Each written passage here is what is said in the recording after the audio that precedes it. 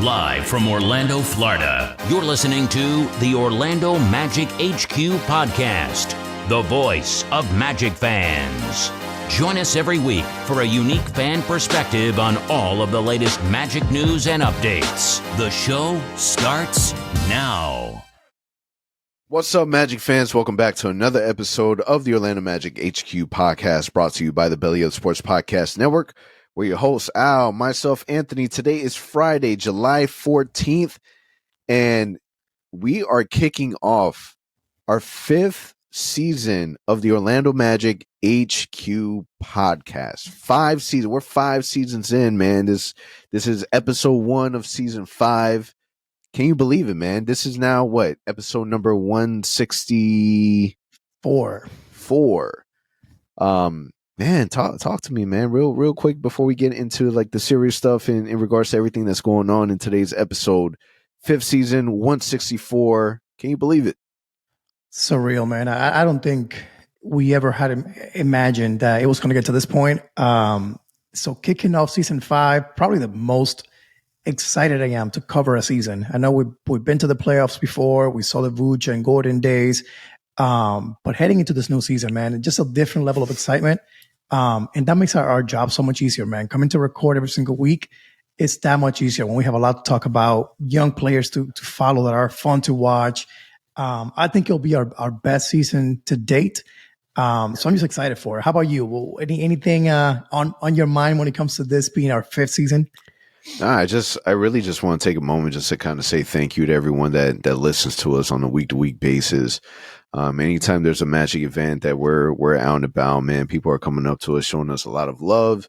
And it's what we're grateful for, man. When we first started this podcast, we didn't care if there was 10 people listening, 20 people listening. We didn't care. Our main focus was to be able to give an outlet to people who don't really get a chance to speak to other individuals about the Orlando Magic. You know, we get so many times where, you know, we're talking to people that live out of state, and, you know, they say that, you know, man, I really don't have anyone here to talk Orlando Magic basketball with. So to be able to hear stuff, you know, from you guys, it allows them to kind of feel like they're in the room. Because listen, man, at the end of the day, even though we have a platform and we have writers going to the games, we have videographers, we have so many different aspects and outlets of Magic content. At the end of the day, man, this was created out of love and a passion for a team, and we want to be able to have an outlet where we're able to talk about and kind of share our experience and what we're feeling. And, you know, it's been reciprocated by a lot of the people that watch us on a week-to-week basis, man. And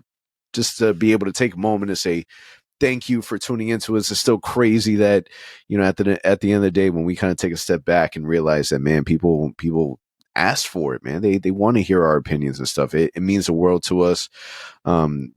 People from out of state, out of the country, the Orlando Magic fan base is growing on a day-to-day basis, and it's been really fun to see. What would you say is just kind of reflecting for a quick moment? And I swear to you, we're gonna get into talking some details of different things that has been going on this past week. But when you look back in the last 4 seasons, Al, is there anything that kind of stands out to you that was probably the most memorable moment for you? I mean, it might sound kind of corny, man, but I just got to say it's the amount of growth we've had. So I know we started the podcast, but that's allowed us to do so much more things because of the attention that we've gotten, right? So adding writers, adding, you know, a YouTube content. So we have BJ doing that for us now. We have the Spaces guys on Twitter doing that. We have Lou going to the games. This platform that we've built, again, thinking back to 2019, we got together and kind of started this idea of let's evolve what we had been doing up to that point. Surreal to me. So that to me has been the most memorable thing. The fact that we've accomplished all that, we were able to bring so much more Magic content to fans that crave it, right? I've been on their shoes. I've been wanting Magic content. And back in the day, it's nothing outside of what ESPN may talk about us. That was it. I know we have a great Magic following now where, you know, you have so many different platforms providing content. But the fact that we can't do that, I grew up just wanting to be a voice out there. And the fact that we can do so now through a podcast, through writing, through YouTube content, through Twitter Spaces, it's surreal to me. And again, I'm just happy to be able to provide that to our audience. And the fact that they've trusted us and they continue to tune in and like our content and retweet our stuff. So thank you to you all. But that to me is really the most memorable thing. How about you? Anything that comes to mind for you?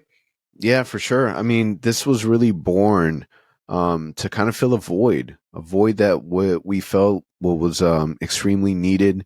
We're not just a podcast, man. We've kind of grew to do a lot of different things, and it kind of is in line with the brand that we've been trying to create. Orlando Magic headquarters. We want to be able to be the center of all things Orlando Magic basketball. So we understand that not everyone will watch this podcast on YouTube. Maybe they want to listen to it in the car. We understand that not everyone wants to listen to a podcast, so they want the quick fixes of being able to stay up to date. Not everyone has the opportunity to be able to be as addicted as we are to different information and sharing the information and have that conversation with other people. So I think for me personally, my favorite moment, it may sound a little cheesy, it may sound a little cliche, but being able to interact with people, anyone that will flag us down out, while we're out and about, just to kind of say thank you. I think it's at the end of the day what makes it worth it. And if you remember, man, if people are like OGs, have been listening to this podcast for a really long time, it's the podcast today looks a lot different than what it used to look like. We started this podcast, and then the pandemic kind of hit, and it drastically altered the way that, we currently do our podcast now. So the fact that, a lot of people, and not just in the Orlando Magic community, just in general, when people create podcasts, there's moments where people don't last, man. It's a tough gig. Consistency is key. If anyone that's thought about doing a podcast, man, that's the biggest advice that we can ever give anyone, is that don't care about who's listening. Don't care about how many people are tuning in. What's most important is that you're passionate about the topic that you want to talk about, and be consistent with it, man. Go at it week to week and get it to grow from 10 to 15 to 20 to 30 to 100 to 1,000 to how many, people you're able to cultivate and listen to what you have. Because at the end of the day, that's what it's all about, man, is being able to be a part of a community that I feel that, we're deep in, and we're passionate about being able to have that conversation with others. So thankfully, we survived the pandemic in regards to still being able to provide content during that time period. And we've had amazing guests, and we've been able to be fortunate enough to have, amazing supporters. So just want to take a brief moment from the beginning of this podcast, as we start season 5, to say thank you to every single person that's listening, that's watching. It definitely means the world to us. Now, with that being said, in today's episode, we are going to be talking about some of the different things that the NBA are rolling out for this new season. They've announced the now inaugural NBA in-season tournament that I want to touch base. I want to get your opinions on it, because we're kind of agreeing to disagreeing on some of those topics. So I think that'd be fun to kind of discuss. The Orlando Magic also discussing, in details the contracts of the signing of Joe Ingles and Mo Wagner. So getting the details of that. And then also, how can we not talk about the NBA Summer League? Man, it's going on right now. We're recording this Thursday night. So Alan and I, we have the game being recorded right now. So we'll be watching that as soon as the game is over, but we'll keep you guys updated with kind of the stats that we're watching, because we'll be watching that a little bit later on the night. But yeah, man, there's also rumors going on. There's a specific player out there that's being rumored that the Orlando Magic might be targeting. Who could that be? We'll talk a little bit more about that in a few. But before we do get into it, I want to start off with the NBA in-season tournament. All right, I'm gonna kind of skip over what we have in the agenda. It's really what I want to talk about first. So what's cool is that with the Summer League, this was also the first time that the NBA announced that they were having this NBA Con, right? It's where it's their version of kind of like a Comic-Con. Man, and they decided to announce this NBA in-season tournament. And for those who aren't familiar, what the NBA in-season tournament is, it's a tournament, obviously during the season, where all 30 teams will be split into 6 different groups. Teams will play 4 group games on either Tuesday Tuesday and a Friday in November. Best team in each group, and the next best record in each conference will move to the 8-team knockout round. Semi and finals Semi and the finals will be in Vegas December 7th and December 9th.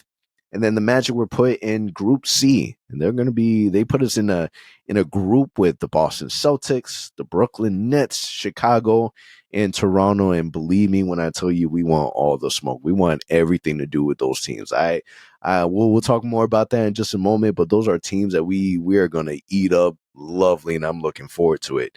And you know, they will play 2 home games in Boston and Toronto, and then 2 away games in Chicago and Brooklyn. But talk to me, man. When they first ruled out the tournament, I feel like they've been talking about this tournament for a really, really long time, and it's officially here. It's happening. And the real question is, as a consumer, do you care for it? Do you care about the in-season tournament? Is it elevating the watching experience as a consumer, or do you think that the NBA is trying a little too hard, and you know they're just coming up with ideas now to kind of change things up? So, I mean, to be honest with you, it is kind of exciting. One big thing that we always hear is, hey, the NBA season is too long. Those first couple of months, it's not exciting. Teams don't care. People are sitting players. What can we do to motivate teams to be more in tune and be more apt to want to try harder, I guess, early in the season? Well, this may be a solution, right? So it gets teams playing right in November, right when the season's starting, to basically care if they're going to be playing for this. There might be some teams that won't care about this NBA Cup or whatever the name is of the cup they're going to be giving out. But if you are a soccer fan, if you watch international soccer, this is very common. So I got into soccer maybe 3-4 years ago, and I've been watching ever since. And it is fun, right? The Champions League, they have so many different leagues out there that they run alongside the regular season. Although the NBA did it differently, right? It's part of the season. It's not different. And even the drawing of teams, like to groups, I didn't like the fact that it was kind of staged. They already had the list on hand. How they do it in soccer and football, European football, is they actually draw like a lottery. So you're basically seeing the teams live, get drawn into different groups. That would have been cooler to me, because it kind of feels staged to me, like to just give a paper to Paolo and say, hey, these are the teams in your group, name it to us. Right. But that was my only kind of complaint about it. But I'm excited, man. I like the fact that Orlando got matched up in Group C. I like the teams we're going to be playing against. You think about Boston, right? All the drama with them last year. Toronto, all the drama with Scotty Barnes and Franz and Suggs. And then you got Chicago, the whole thank you Chicago thing that we got going on thanks to the Vooch trade. So a lot of cool kind of storylines in our group that are playing out. So I'm excited for it. How about you? Is there anything that you think the NBA could have done better, or are you excited in general for this NBA tournament? Yeah, so it's important to note that some of the additional details that were released is the fact that the winner of the tournament will win $500,000 for each player. Semifinals will win less cash, and so on and so forth, right? And then the other thing to note is that these games are being played. They will count towards the NBA record as well as the stats. So that's being recorded. The only ones that will not count are the games that are being played in Vegas. So that would be the semifinals and the finals. So to me, that was a relief, because initially when it was rolled out, one of the things that we heard was that it wouldn't affect the record. So in my mind, in my opinion, is kind of like, well, that's a waste of time. Like, these teams aren't going to want to have their players play because they want to prevent injury.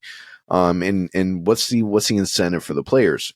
So the fact that it's still affecting the record, to me, is extremely important. So that was good to know. But other than that, if I'm playing devil's advocate, right? I wish I would have seen something more. Now, I'm not an NBA marketer. I honestly couldn't tell you what more I would want to see. Like, I'm not sure what other incentive you could possibly give that would make the most sense, right? With having a conversation with a couple of friends, they were kind of like, well, why not just, give, a team home court advantage for the postseason? I'm like, well, that's an interesting idea, but then what would incentivize the teams that have no chance of making the playoffs to want to play hard or whatever the case may be? Like, for example, the Houston Rockets, where we know they may not there's a higher likelihood that they won't be a play-in team or a playoff team. What would incentivize them to want to go out there and play hard and really make an impact in these tournaments, right? Somebody else said, a higher draft stock or allow that to impact the draft order. The impact of that is, let's be serious. The players on these teams, they don't care about the draft order. Nobody is saying, hey, man, I really hope we get the third, fourth pick so that we can add, value to this team and add more talents. No, because the people that they're drafting, if we're being serious, they're taking someone's job. Mm-hmm. So I can't really think of, anything else that they could have done other than the money side. But I wish that there was more. Like, I wish that there was something that was a little more impactful.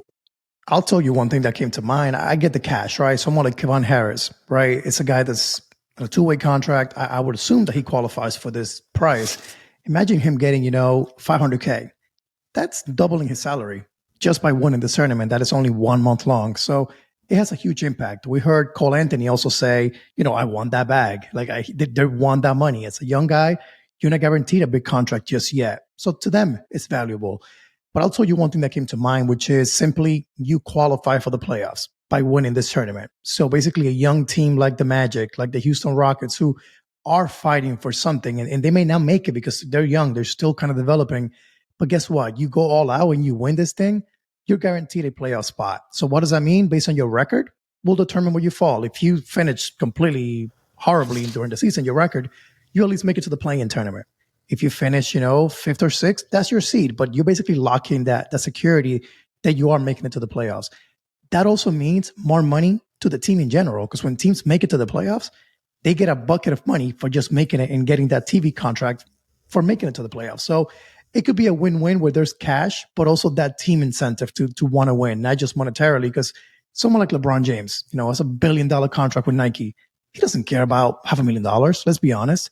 But again, the younger teams, I think, will, and that's what will make it fun, to have a team maybe like the Magic playing against a team like the Celtics, trying to make a final game of group play. And if the Magic win, they get in. If the Celtics win, they get in. That makes it fun all of a sudden. You want to tune into that game because there's value to it. But that's something that came to mind to me. It's maybe playoffs. But other than that, nothing else really that I can think of. I like the idea. That makes sense. Right. But let's be honest, if all 30 teams are going to be in this league or in this in-season tournament, again, the likelihood of Rockets, Oklahoma City, like the likelihood of these teams really winning it, the likelihood of the Orlando Magic. I'm as much as a fanboy as anyone else listening to this podcast, but let's be honest. It would be a really tough journey for the Magic to really make it that far, right? If all the teams are taking it that serious, it's I don't know if that would incentivize a team. I think that it would make everyone want to play hard, which at the end of the day, that's what they're trying to do, man. They're trying to make these games mean more by creating one of these tournaments. And you bring up a good point. $500,000 means absolutely nothing to a LeBron James, a Giannis Antetokounmpo, a Luka Doncic. It means nothing, but that's a small percentage, man. When you take a look at the average salary in the NBA, if we're excluding two-way players in 10-day contracts, this is off of a total of 453 players that are signed to a contract. The average NBA contract for this upcoming season is $9.6 million. When you take a look at the crazy contracts that we've seen, and then there's taxes. Absolutely. When we take a look at the crazy contracts that we see, $500,000 may not be nothing to Dame Dollar, but that dollar means a lot more to the 9th, 10th, 11th, player on the roster. Mm-hmm. So I'm curious to see how it really rolls out, because at the end of the day, you're calling it an in-season tournament. I'm, as a consumer, I'm hoping that this gives me all the type of feels that I want, that I get from a play-in and from a playoffs. Obviously, it's not going to have the same amount of weight, but the whole purpose of this is to create, a level of engagement, a level of competitiveness from the players. And this is kind of what you're hoping from it. And if there's one thing that you can at least say about the NBA, is that they're trying to be innovative in their own right. Yeah, they've done this for, other sports and whatnot, but they're not staying still. Play-in tournament was such an awesome ad. Maybe when we look down or we look backwards and we're talking about this like 2, 3, 4 years from now, it's a norm, and we can't imagine the NBA without it. So I'm curious to see how it plays out, how it goes. What I don't want is I don't want the team that wins, like theoretically, like let's be honest, I don't want the team that wins the in-season tournament to also win the NBA finals. Exactly. Like I want there to be some type of mix. They also get like a really nice trophy, I guess, and something else that they can hang their hat on. But I do wish that there was a little bit more that they get. Yeah. Will there be a banner, you think? So I'm thinking of the Magic, right? Like, we need a banner in this arena. Would you put a banner? I think a team will put a banner up. That's an interesting point. I think you do, right? Because, I mean, this is a new thing that going forward is going to be a consistent tournament that's going to be played out every year. Let me ask you the value of that banner. Let's say, hypothetically speaking, the Orlando Magic. Congratulations. You guys are the first ever NBA in-season tournament winners. Congratulations. Does Paolo Banchero ultimately, if we never win an NBA championship, does he get his jersey retired? Does that add a tick to the value? That's the only thing that kind of like I have to kind of wait and see like how much weight and value people even care about it. Like, congratulations, you won. All right, let's get back to our regular scheduled program, and then we talk about the play-in in the playoffs. So I think initially it will be like a joke, right? It will be like, oh, haha. So whoever team wins, they won the NBA Cup, the NBA tournament, whatever it may be. Cool. That's a cool gimmick initially. But I think if they consistently make it better as the years go on and it adds meaning to it, eventually you'll have value. So you'll have an NBA champion, you'll have a in-season tournament champion. It'll mean something maybe then. But right now, the first couple of years, maybe it'll be like a gimmick. Nobody will take it seriously. But I think there's ways they can make it. Again, in soccer, it's worked out really, really well. Whoever wins the Champions League, it's massive out there. It's probably more important to win that tournament than it is to win the actual League Cup to some degree. So it just depends how the NBA does it. They have to be kind of innovative where they keep playing, keep kind of maneuvering to a way that it's important to the fans. Think about the play-in tournament. Initially, I wasn't a fan. I'm like, wait, why would my team be the 7th seed and have to fight with the 9th seed? Like, that makes no sense to me. But how it's played out the last few years, it makes perfect sense. Like, it's fun to watch. We've got the Miami Heat, a team that made it to the play-in tournament, make it to the finals for the first time. So it's you see the value in it now. It's fun to watch. I never really cared about those games when it first kind of got introduced. Now I care. So I think the same thing will happen with the tournament. Initially, nobody will care. People will laugh at it. Eventually, if the NBA can keep tweaking it to a point where it's fun, people will care for it. Yeah, so keep in mind that there's 3 groups in the East and the West. When we talk about the East, you have Group A, which is the 76ers, the Cavs, Hawks, Pacers, and Pistons. Group B will be Bucks, Knicks, Heat, Wizards, and Hornets. And again, Group C will be the Magic, Celtics, Nets, Raptors, and Bulls. Who I'll also add that the Magic last season were 8-6 against these teams in their group. So the Magic ended up, favoring out. We battled it out against these big teams last season. So I'm looking forward to see how we end up doing in this tournament that the NBA is creating. Who knows, man? Again, you're right. Maybe we look back and say, man, this is awesome. But I will say that the play-in tournament, when they first and they were talking about, you being a 7th seed and still be knocked out of the playoffs, I loved it for the simple fact that, okay, you're the 7th seed. All right, prove to me that you're worth being in this playoffs. Like, prove to me that it wasn't just these other teams that are dealing with injuries or whatever the case may be. If you're in the 7th seed, you have to earn it. And the play-in tournament is just one of the ways that you're kind of confirming that you're meant to be a playoff team. So we'll see what happens, man. It's again, NBA is always changing certain things. They came out with a couple new rules, for this NBA season as well. They announced that they're going to be adding an additional challenge, which is fun. It was a great implementation that they did a few years back. which is great. And then they also, they're taking a look at more of the flopping. They want to kind of keep that down, which I really like that they did, because everyone hates the flopping. I think it's bad for the game, and nobody wants an actor on the court. Yeah. So it's fun with the challenges real quick. So just of those that may not know, so if the coach gets it right the first time, they actually get to keep that challenge, and they get to have another challenge available later on in the game. My question to you is, what happens if you get it right both times? Do you just lose that third challenge? I mean, maybe that's something that they keep implementing. If you keep getting it right, you're keeping these referees honest. Like, exactly. Yeah. So maybe that's something that they add on. You keep getting until you get it wrong. But no, it's great. It's great. So like in the summer league, we'll talk more about this in a few. I think one of the things I love about the summer league is that they utilize it to do a lot of their trials, right? So like overtime, like there's not an extra 5 minutes on the clock and then kind of see who wins that way. There's a set, mark that they have to hit, and then that's a winner. What that does is that forces every game to have a game winner, which is kind of similar. I feel like they kind of took that idea a little bit from the Big Three, but it's fun to watch. It really is. So the innovation is awesome to see, and as long as they don't tinker with it too much, I'm good with it.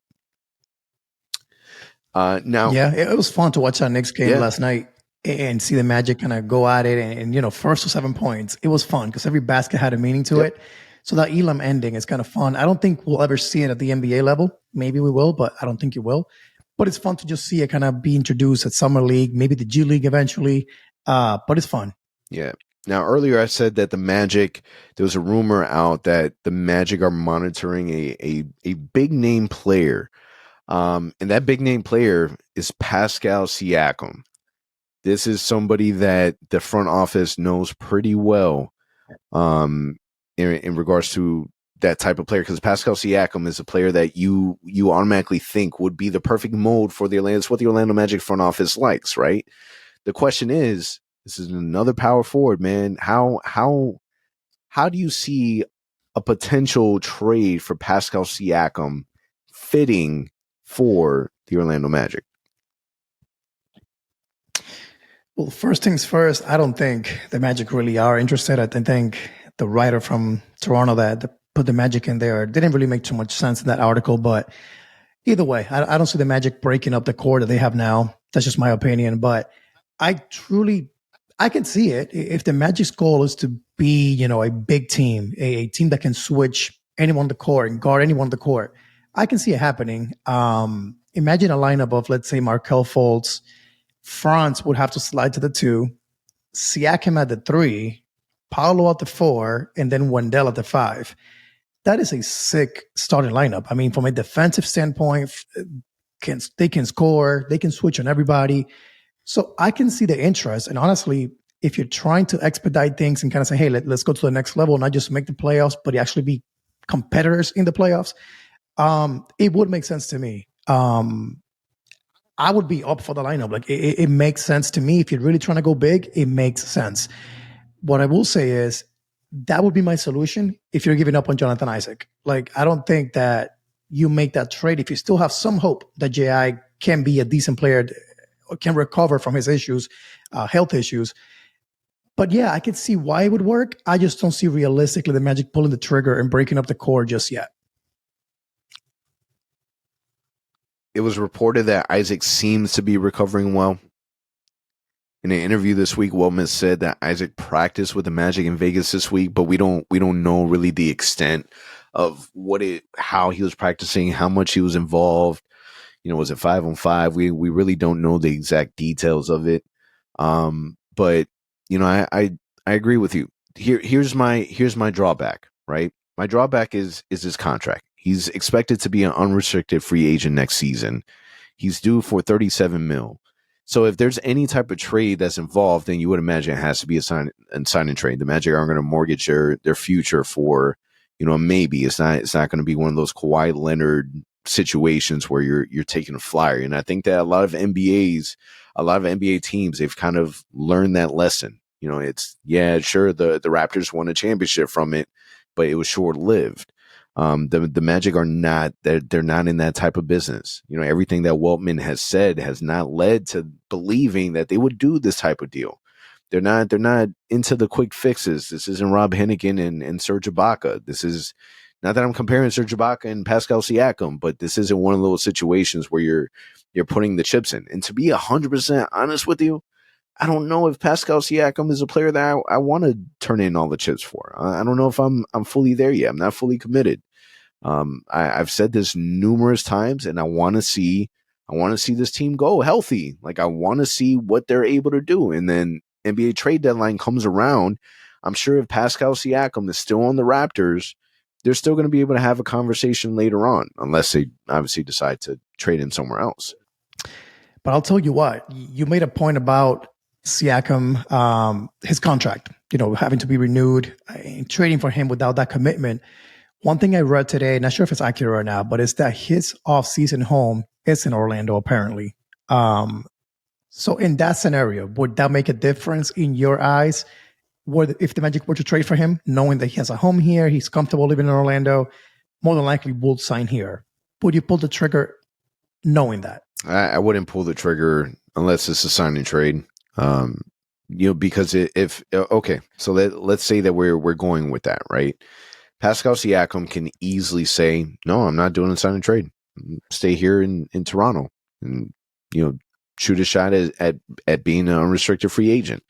Then we look at him being a UFA, next season, the off season, and then you have your shot that way without giving up any assets. And I think that that's an important attribute to kind of think about. The only way that you make that sign and trade with the Toronto Raptors to make sure that he's in a Magic uniform is if you 100% are confident and feel like this is the missing piece.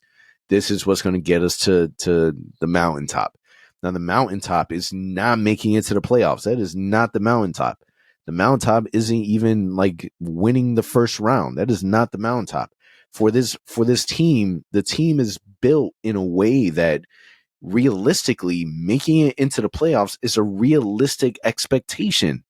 Winning the first round in the playoffs is not an absurd thing to say. It's the Magic have a great shot at it. I'm not saying that they will. I'm not saying that as my prediction, but if the Magic win, like let's say the Magic make with the team that we have now, they make the playoffs, they win the first round.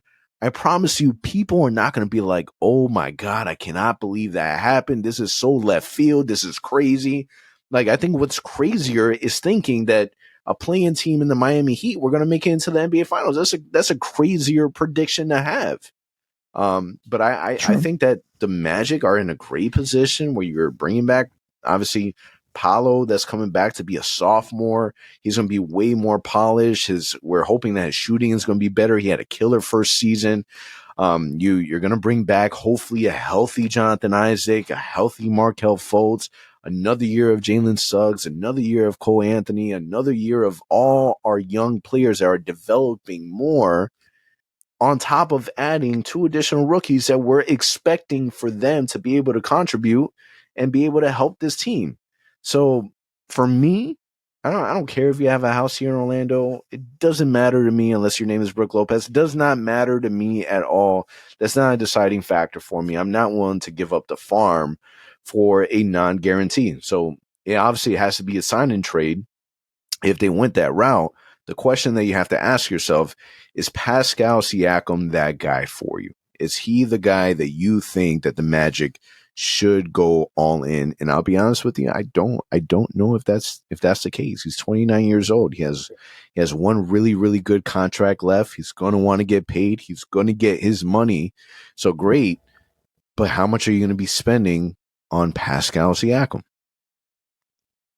I agree with you. I don't think he's the answer. I'm perfectly fine playing out the season that's coming up here with our talented team, our young guys, and just seeing what happens. Next offseason, maybe explore it again. But I don't think he's the answer for us to take us to the next level. He would help. Don't get me wrong. We'll be a better team, but I don't think he's the answer that we're looking for. Yep. Now, kind of getting into Summer League, right? Let's not talk about the rumors. Let's talk about facts. And the facts are the NBA Summer League is here, and we got our first look at Anthony Black, Jet Howard in actual appearance for the Orlando Magic. The Orlando Magic first took on the Detroit Pistons, where unfortunately we suffered a loss 89-78, but a really, really great showing by Anthony Black, who scored 17 points, 5 rebounds, 5 assists. He was 7 from 10 from the field. Unfortunately, had 7 turnovers. So for someone that we know is has a high Q, is meant to know as to be a playmaker, the 7 turnovers is something that I'm not going to harp on too much because it's your first professional game, so it's not a big deal. But I was a little surprised by that when I was watching. Kevon Harris went absolutely bananas. This man has no business playing in the summer league, and they kind of proved it when they decided not to bring him back out. Caleb Houston had a solid showing. Jet Howard had a solid showing. Monday we had a terrible loss against the Indiana Pacers. We got stomped. Not a great showing from Anthony Black, who dropped 8.7 rebounds, 3 assists. He was 3 from 12 from the field. Jet Howard with 10 points, 5 assists, 2 rebounds. He was 4 of 9. Caleb Houston, though, had a really good showing with 18 points, 5 rebounds. And then Wednesday, another loss against the New York Knicks. The Magic have not been able to win in Vegas. However, this was a close game that ended up going into overtime. We lost against the Knicks 82-80. Anthony Black, 8 points, 4 assists, 14 rebounds, 3 of 10 from the field. Jet Howard showing off for his pops, who was in attendance watching the game. He went off for 22 points, 3 rebounds, 1 assist, 8 from 17 from the field, and he was 50% from the three-point line. Tonight, the Magic are going against Portland for our Kai Soto fans out there. He did not get his DNP for game 1, game 2, game 3. And you're kind of like, man, what is going on? Be patient, because the last report that we got was that he will be playing in Portland. So hopefully he gets some minutes and hopefully he's able to show a little something. But when we take a look at these 3 games from AB and from Jet Howard, Anthony Black, he averaged 11 points per game, 40% from the field goal, 16% from 3-point line. Jet Howard, 13.3 points per game, 38% from the field, 40% from the 3-point line on 6 attempts. Talk to me about what you feel from what you saw early on from our rookies. So I think they are as advertised. And by that, I mean Anthony Black, we saw the playmaking skills. That you cannot deny it. This kid has great vision. He is a really good point guard. Having him with Markelle on this team automatically will make us a better team, just because they are great playmakers and they're known to make others better. And we saw that with Anthony Black. The only downside to that is we also saw what we were concerned about with Anthony Black, and that is his shooting. We saw a bunch of videos before Summer League where he was draining 3-pointers like he was Steph Curry. And when the game started, we're not seeing that. To your point, you mentioned that 16% from 3-point range. He doesn't look comfortable shooting it. It's a very slow release. Not sure how that will play out with the NBA, but he's got a couple of months to keep working on it before the season. But impressive, 11 points, 7 rebounds, 4 assists, averaging. Very Jalen Suggs-like in his style, in a way that he is aggressive. He's not someone that just kind of takes plays off. He will go hit the board. He'll create for others. So I like what I've seen from him. Unfortunately, the shooting has been a concern. With Jet Howard, he is better than advertised. I will be honest. Not only shooting the ball, but also creating his own shot. I've been impressed with him doing that.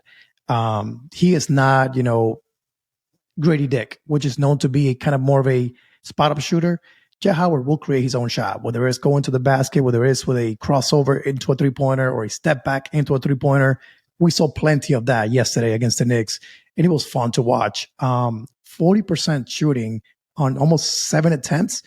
That's no joke. That is showing you that this kid can shoot it well. He did the same thing in college. So he's only going to get better at that with better spacing at the NBA, with Paolo, Franz, Markelle next to him. So exciting about that. Honestly, man, no complaints. I just wish we would have won a game or two, but our Summer League roster completely sucks. I'll be honest with you. Like, we have a bunch of dudes that just shouldn't be out there. We have no big guys, so we kept getting out rebounded left and right. Yep. And to your point, Kai Soto fans, he is playing right now. I just checked the stats. He is playing now. So let's see what he does tonight against Portland. Yeah, I mean, you hit it on the head. I like what I saw from Jet Howard. Every shot he takes, it looks like it's going in. He's a hooper, man. The way that he's able to handle the basketball, create his own shot is really fun to watch. The Knicks game that went into overtime, Anthony Black had the last tip in to force the game to go into overtime after a shot from Jet Howard. So again, I'm not harping like I don't. Anthony Black had one great showing, struggled the other games, which I'm not harping on because it's summer league, and that the one thing that everyone needs to remember is the fact that Franz Wagner was terrible in summer league. We didn't see the Franz Wagner that we know. He didn't have, we're kind of looking at each other like, man, this is the guy that we drafted. Like, what is going on here? And he clearly showed that his game is better suited for live action game in the NBA. So I don't care if, like I said before summer league, that I would love to be able to set the tone and start winning games, and win the summer league championship.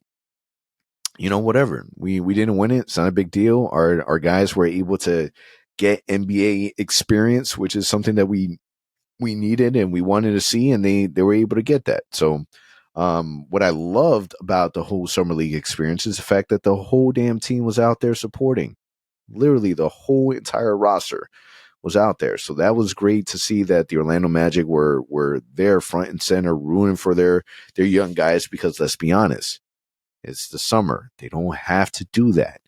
I know that we have a young team, but some of the guys, they have families, they have, wife at home. Like they don't have to do these things. And the fact that they were there shows that they really want to build that team chemistry, which is awesome. You got Cole Anthony that's being interviewed during the game, and he's going absolutely ballistic watching Kevon Harris like ball out. This is the type of things that we want to see. This is the type of things that build team chemistry. We don't want to wait until training camp for them to really start getting to know each other or sending text messages in a group chat. Like that's not enough. You build those type of aspects by doing it in person and doing it early on. So that was cool to watch. Now, one thing that we've noticed is that Markelle Fultz got a new haircut, man. What do you feel about the new dig? That was interesting, right? We haven't seen Markelle without the dreads in a long, long time. Since he got to Orlando, he started kind of letting it grow and getting it to the point that it was this season, which was really long. It was interesting. We may get that Markelle that looks like a young guy again. It looks like the college days Markelle here in Orlando next season. But let me ask you, did Markelle look a little bit thicker to you, heavier to you in those pictures? I mean, he did, but I'm not. I don't know. Maybe I'm looking at the hair being cut. I couldn't tell you. Yes, like obviously when people were talking about it, yes, immediately you're kind of like, is that Markelle? Like what's going on? But if that were the case, then that would mean that Markelle isn't doing shit in the offseason. Like literally doing nothing. And I refuse to believe that is Markelle, because Markelle has never came across as the type of person that didn't work hard in the offseason, didn't try to get better, didn't make sure that he was in the best shape of his life going into the season. Because Markelle, in my opinion, has always been the type of person since he's been in the NBA that he's felt the need to be able to prove himself. And every season he's kind of looked at it that way, and he's coming into the season with a chip on his shoulder. So I don't think so. I think it was just the hair and I don't know, man, the angles. And we saw a picture not too long ago of Cade Cunningham, that his picture was distorted and he looked like he let himself go, and that was a Photoshop. I'm not saying that the picture that we saw were Photoshop, but pictures don't necessarily do anybody any justice. I will say that Markelle Fultz looked way more fearful with the dreads. So I'm personally sad to see it go. I would prefer the dreads than the low cut, but that's just me. That's my preference. Yeah, we got to see. I mean, there's plenty of time between now and the actual season kicking off. We have almost 3 months before the actual preseason. So we got plenty of time for him to get in shape and get to that game ready. So you think he's out of shape? I mean, those pictures online, man, they look a little bit thicker. It could be the haircut. It could be, he's never been like a skinny guy, though. Let's be honest. Like, he's never been like the skinniest guy out there. That's not his build. I don't know, So but out of shape. Yeah, I don't know. I find it hard. Like, I get it, the picture, but I just find it hard to believe. Like, I agree with you. It's tough for me to believe that he's legit just chilling on the sofa and just like eating bonbons. Like, I don't know. I can't see it happening. That's not faithful to the grind, you know?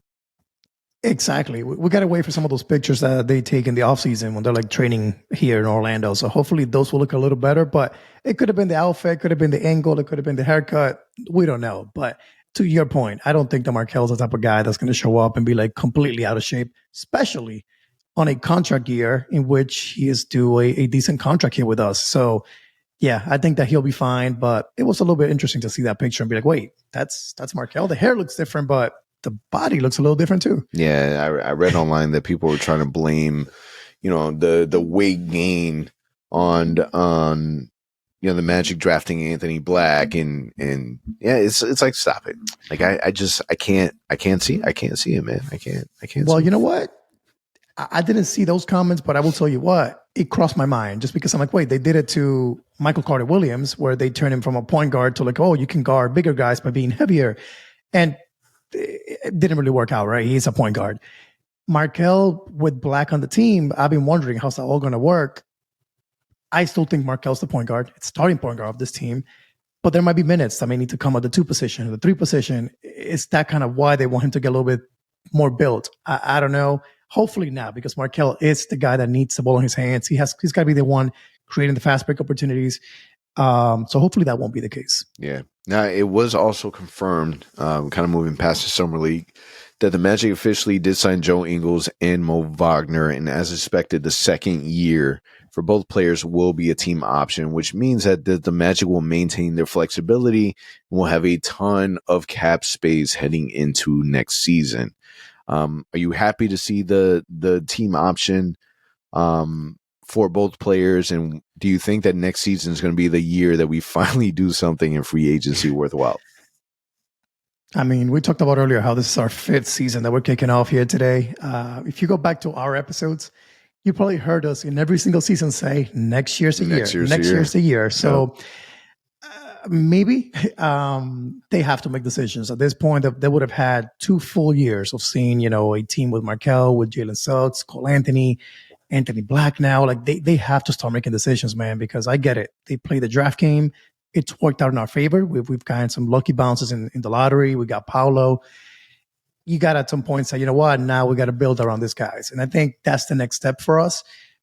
Just be cautious, because we also need to lock up Markelle Fultz, perhaps Cole Anthony. We have to pay Franz the year after, Paolo the year after that. So we have some big contracts that are coming within our team that we have to take care of. So yeah, they may make some moves. I just don't think it'll be like, oh, let's go and throw $40 million at X free agent, because they have guys in our team that have to get paid also. But some big decisions. J.I., what happens with him? What happens with the bunch of guards we now have? But the good thing is we have flexibility. We can pull off trades. We can package players with picks and absorb salaries as well. So we'll be in really, really good shape no matter what we decide to do. Yep. So coming up after this last Summer League game, we're looking at training camp that's opening up in September, October, preseason, early October, regular season in mid-October. So this is the last. I feel like it's going to be a little quiet for a little while after the Summer League basketball is done. And then we kind of just sit around and wait until training camp happens, and then we kind of do this tour all over again. So anything that you're excited about after Summer League? The trading game, right? So we know we have a few players out there. We got Dame, we have Harden, we have Siakam that are demanding trades or may get traded here over the next few weeks or months. So see how that plays out. And I'm still intrigued by what the Magic may do. I still think that if the right trade comes along where they can help maybe get Dame to Portland, whatever it may be, and there's a benefit to them to getting involved, they may jump in and get on that trade. So I'm excited for that, but other than that, man, it's truly just waiting now. So I know we've talked about maybe having some guests on the podcast. We haven't done that in a while, so that will be something we target over the next few weeks. But other than that, it's that time of the year where we dread the summer, and then we just kind of wait for the fall to get here and kick off the season again. Yep. How about you? Yep. Just a reminder that we do have USA basketball coming up August 25th. That's right. From August 25th to September 10th in Manila, where we're going to be able to see Team USA out there, and Paolo Banchero will be representing the Orlando Magic and the United States playing there. So that's going to be fun to be able to watch. At least hold us over until training camp starts and happens. But that's pretty much it, man. So fortunately on this episode, no update on the very last game. Are you able to check real quick the score? What are we looking at right now? Spanked. I'll check again, but last time I checked, 45-19 we're losing at halftime. Okay. Yeah, that's fun. It's great. Kate Soto, just for those that are following him, 2 rebounds. That's all he's done so far. Good. Stats on the board. Like it. All right, man. I appreciate you guys for listening, checking us out. It's a wrap, and we will catch y'all next week. For all the latest Magic news and updates, visit OrlandoMagicHQ.com and follow us on Instagram at Orlando Magic HQ and on Twitter at OMagicHQ. Also, remember to subscribe to our YouTube channel and subscribe and leave a 5-star review on your favorite listening platform.